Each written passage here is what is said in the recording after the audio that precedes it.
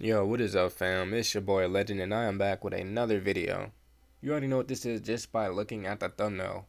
What if Naruto and Sasuke was sent to the Highschool DxD Universe? If you guys like this video, make sure you hit that like button, subscribe right at it. You already know the like goal for the video is going to be 5 likes as usual. But without further ado, let's just get into this intro so we can start this what if.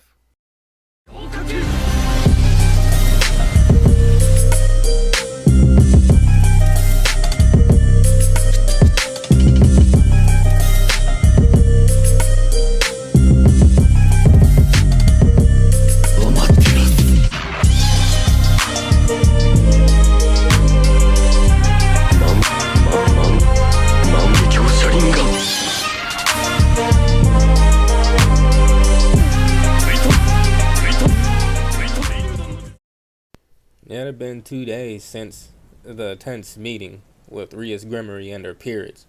2 days of relative peace in the quaint, cozy home Naruto Uzumaki and Sasuke Uchiha shared in their Kuo Academy. Or at least, it should have been peaceful. Naruto leaned back in the leather recliner near the living room window, his fingers drumming rhythmically on the armrest. His expression caught between disbelief and irritation. His eyes narrowed at the scene unfolding before him, like some twisted comedy routine. And if he wasn't so irritated, he might have laughed. On the floor, kneeling like supplicants before some ancient deity, were Rias Grimory and Akeno. They weren't proud. They weren't composed. They were begging. "Please, Naruto," Rias pleaded, her voice heavy with desperation, hands clasped tightly. "You're our only chance."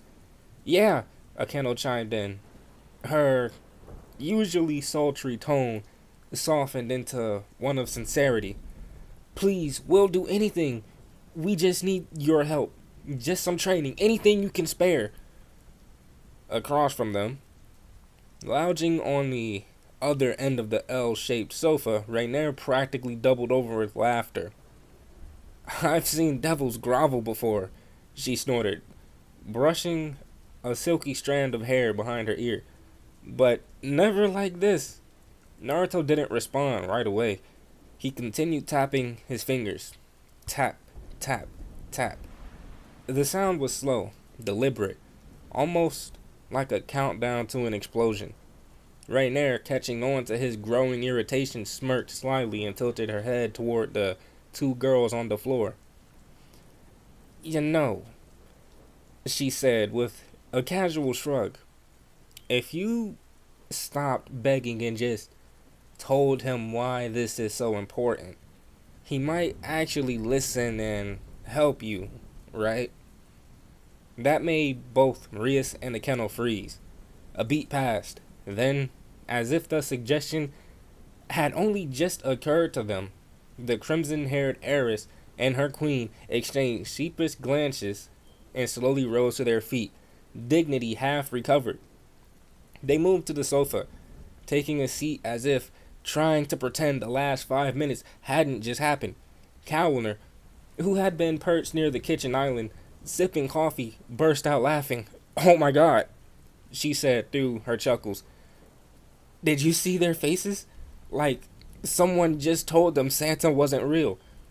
Sasuke, leaning slightly against the far wall, with his lone arm crossed over his chest, shook his head in mild disdain. "Pathetic," he murmured. "Now that you're not licking the soles of my boyfriend's boots," Rainier teased, her smirk sharp as a kunai, "maybe try explaining what's really going on?" Rias glanced down at her hands for a moment, folding them in her lap before she met Naruto's gaze. The humor in the room drained quickly as her expression turned solemn. "There's a marriage contract," she said quietly. "One that was arranged by my parents before I was even old enough to speak."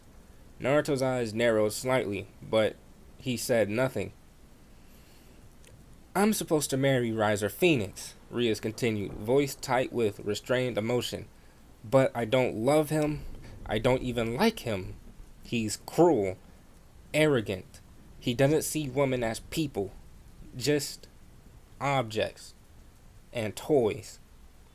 Akeno's jaw tightened beside her, but she remained quiet, allowing Rias to speak. If I lose the rating game, I'll be forced to marry him, and when that happens, Riser will gain full control over my peerage.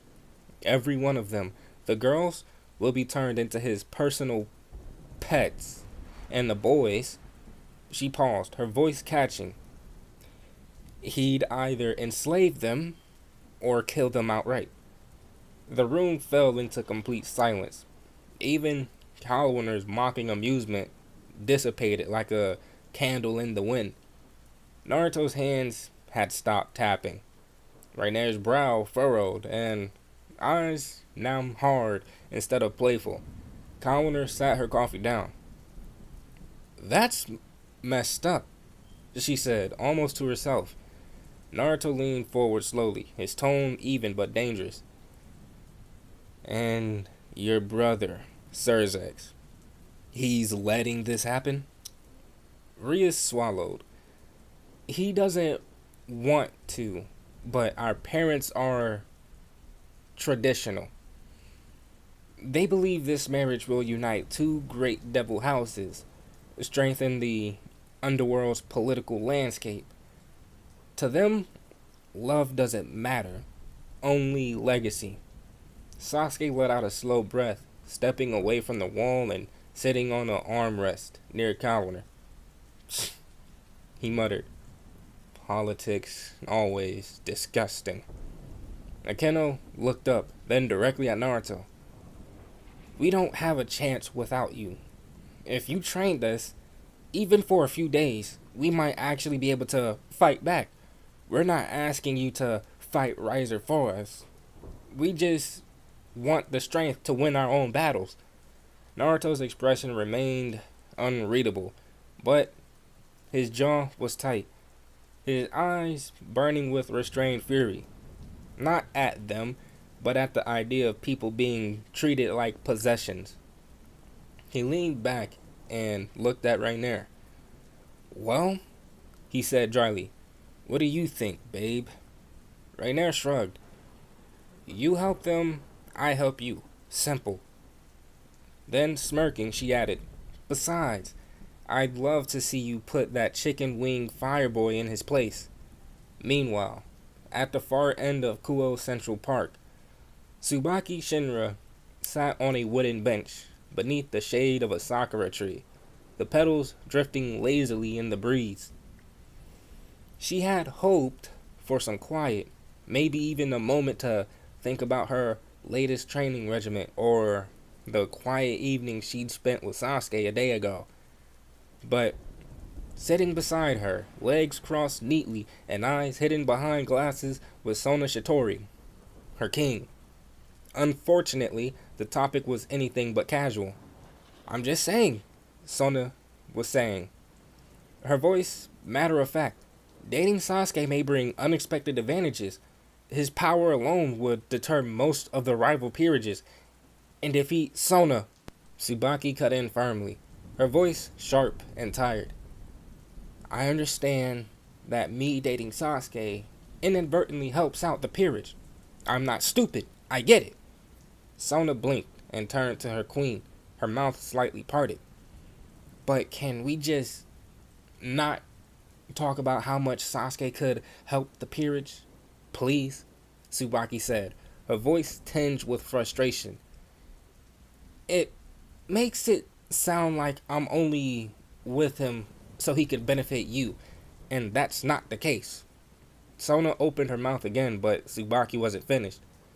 You may not trust him, I get it. He and Naruto are dating fallen angels, and that rubs a lot of people the wrong way. But the truth is, if they were plotting anything, if they wanted to hurt any of us, they would have already done it. Sona remained silent, her face still. Those two, Tsubaki continued, softer now. They're strong enough to rule over all of Japan if they wanted to, but they don't. So, why not let them be? Sasuke is with me. That's not a strategy, that's a relationship. And he knows you don't trust him, Sona. No matter how well you try to hide it. The silence between them stretched for several moments. Then Sona finally exhaled slowly, the air leaving her lungs like a sigh of concession. You're right, she admitted, eyes forward. I apologize, Tsubaki. Tsubaki gave a small nod and looked up at the petals falling gently through the air, wishing, just for a moment, that trust didn't have to be earned with fear or power. Back in the living room of Naruto and Sasuke's shared home, it was filled with the soft hum of conversation and the smell of jasmine tea. The warm wooden floors reflected the afternoon light trickling in from the open windows, and everyone inside had respectfully removed their footwear, honoring the household's traditions. Naruto sat cross-legged on a cushion moments earlier, but had since excused himself.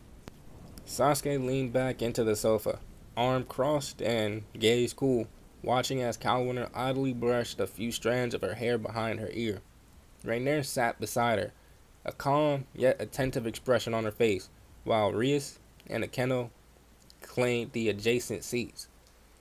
It was a rare gathering, a mix of devils, shinobi, and fallen angels, and strategies yet to unfold. But it was clear to everyone in the room Naruto needed space. He hadn't spoken much since Rias brought up her raiding game with Riser. Naruto was now in his bedroom, his and Rainier's bedroom, sitting on the bed in a pair of black joggers and a loose gray shirt, clutching a notepad onto his thigh, his brow furrowed.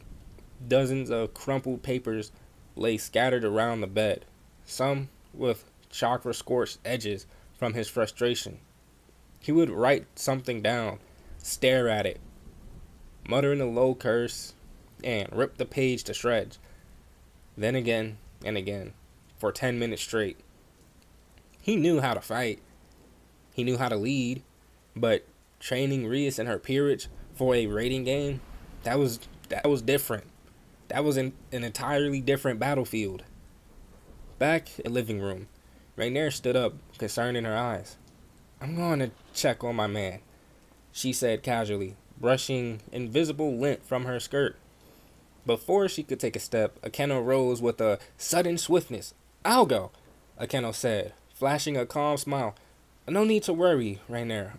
Just sit back and relax for now. Rainier eyed her for a moment, reading between every syllable, but eventually nodded and sat down. Fine, she said, but don't overstep. Akeno walked barefoot down the hallway, her long raven black hair flowing softly with each sway of her hips. She stopped in front of the closed door of the bedroom, then slowly turned and slipped inside, silently closing the door behind her. The moment the door shut, a subtle shimmer passed over the room. An intricate chakra seal etched into the wood activated with a soft pulse, Naruto's personal silencing seal, designed to muffle all sounds. It locked the room in isolation. Akeno didn't notice. Naruto glanced up from the bed, surprised. Akeno? She smiled, taking slow steps towards him. You've been in here for a while, she said gently. We started to wonder if you were okay. I'm fine, Naruto said, watching her movements carefully. She sat beside him, her thigh pressing against his as she leaned slightly forward.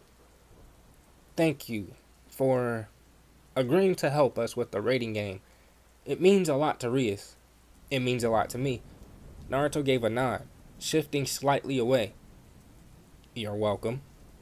Her hand softly reached out and grazed his thigh, tracing small circles with her fingertips. We shouldn't do this, Naruto said, grabbing her hand gently. This is a bad idea. Akeno's lips curled into a knowing smile. She leaned forward, gripping his collar, her breath ghosting over his face. Why not? She asked, her voice sultry. I'm just as pretty as she is. You can't deny it. Naruto turned his head, trying to create distance. That's not the point. I love Rainier, and I love you, Akeno whispered, inching closer. You even said it yourself. If I had come to you before Rainier, you would be with me. I'd be yours, and you'd be mine. She straddled him, sliding into his lap and starting to unbutton her shirt. Naruto closed his eyes and shook his head. No, no, Akeno, you know this is wrong. What if you were with someone and someone else tried this with them? Wouldn't that hurt you? She leaned down, her lips aimed for his. I wouldn't mind sharing you, she murmured, as long as I get to have you. Naruto turned his head at the last second, her kiss landing on his jaw instead. Suddenly, her hand wrapped around his throat. The touch wasn't tight, but it was sudden, and it snapped something loose in Naruto's mind. Pain. The memory surged through him like a bolt of lightning. Universal pull. Yahiko's eyes, that terrible, inescapable grip, being slammed on his back, grabbed by his throat.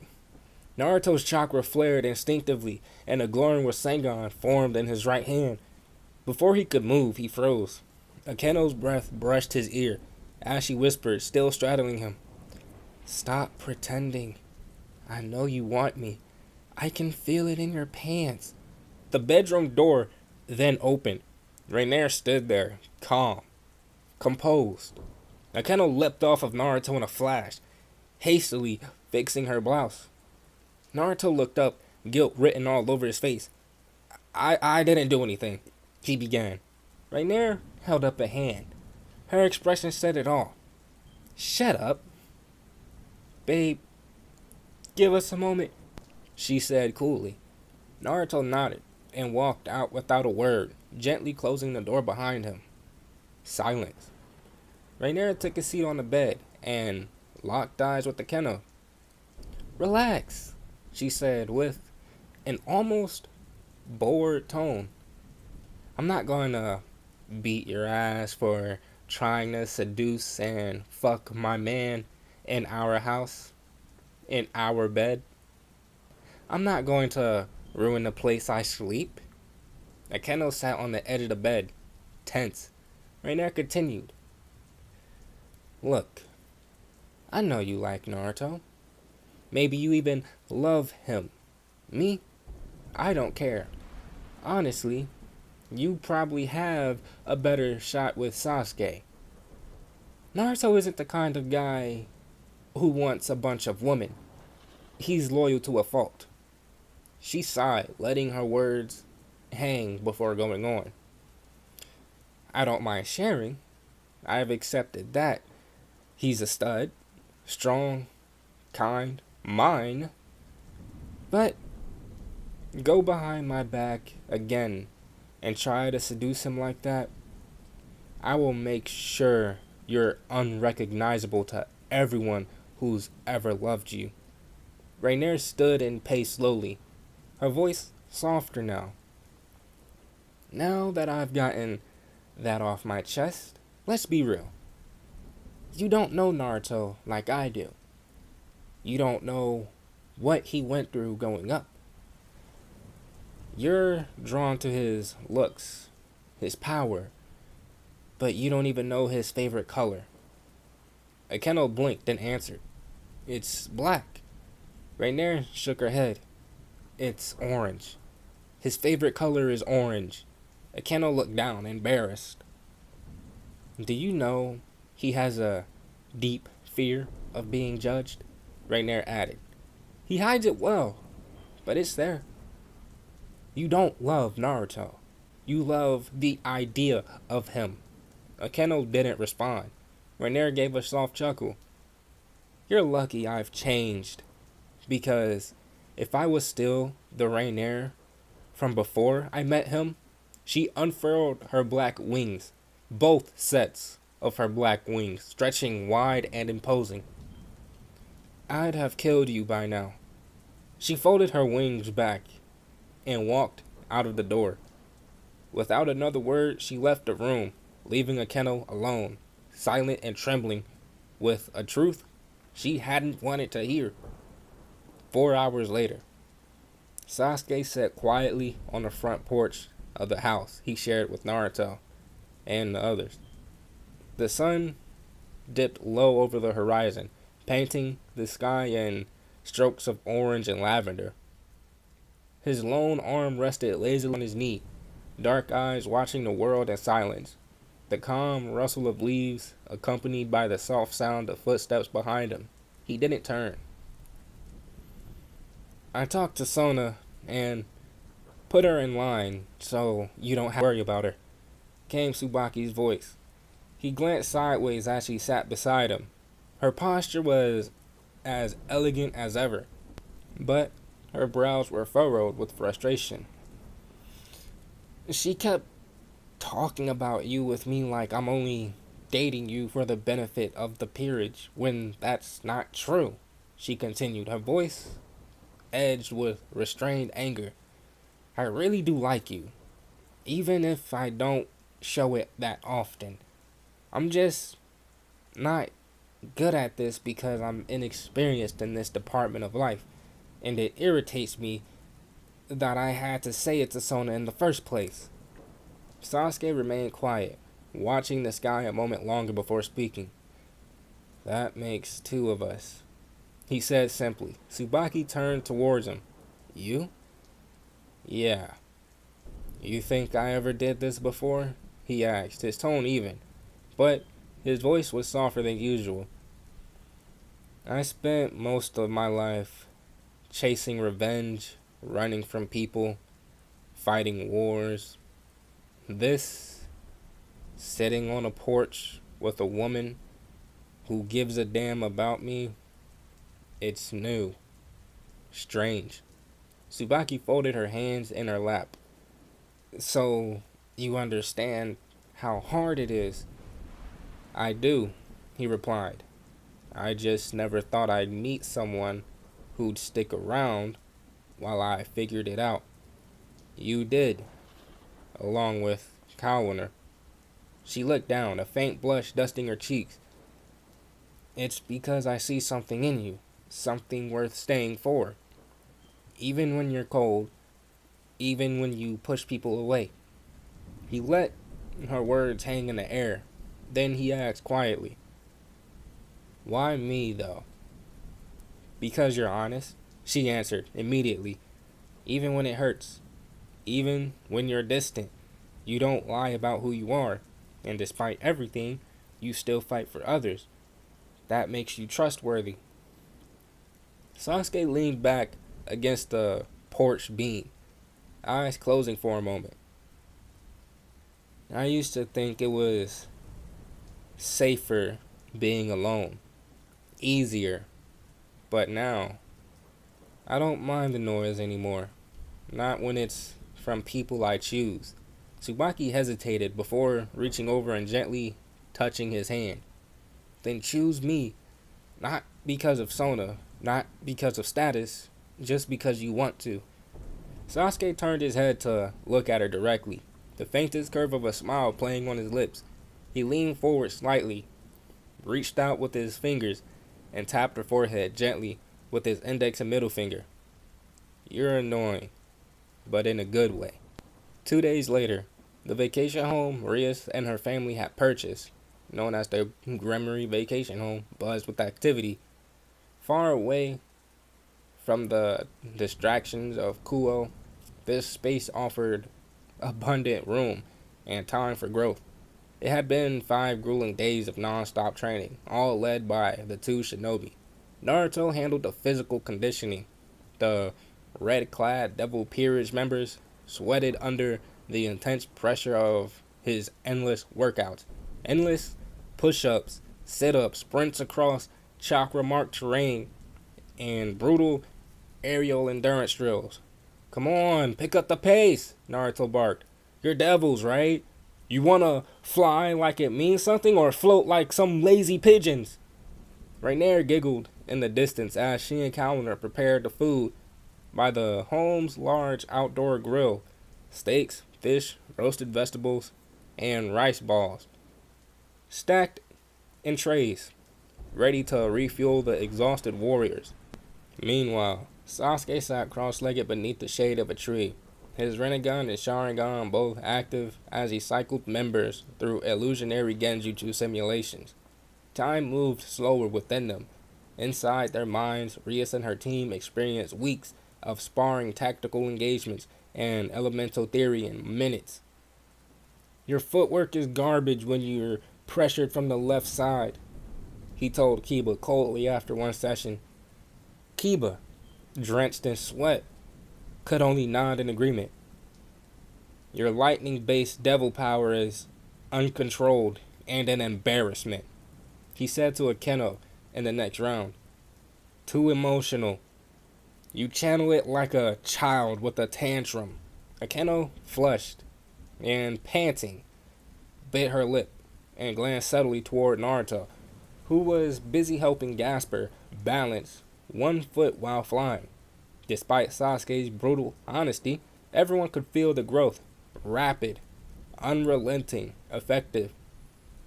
Naruto and Sasuke worked in sync like they always had, two halves of a divine storm. Issei, of course, wasn't present. He was in the underworld, staying at the Gremory estate with Serzex and Graphia. And this is where he trained with dragon mentors, hand-selected by Rias and Serzex. Fueled by resentment and jealousy, especially toward Naruto, he dedicated himself to power. Back at the training grounds, Rainier and Calendar finished setting up the table beneath the open pavilion. As usual, Rainier served Naruto first with a sweet smile. Eat before you faint from yelling at the devils all day, she teased. Calendar handed a plate to Sasuke. You too. Even brooding gods need to eat. Sasuke replied, but accepted the food. Rias, grateful but cautious, approached the four at the end of the 5th day. I'd like to thank you all for your help. Training with you has been intense. Naruto didn't look up from his plate. You're welcome. Just don't waste it. Sasuke gave a flat look. And don't make us regret helping.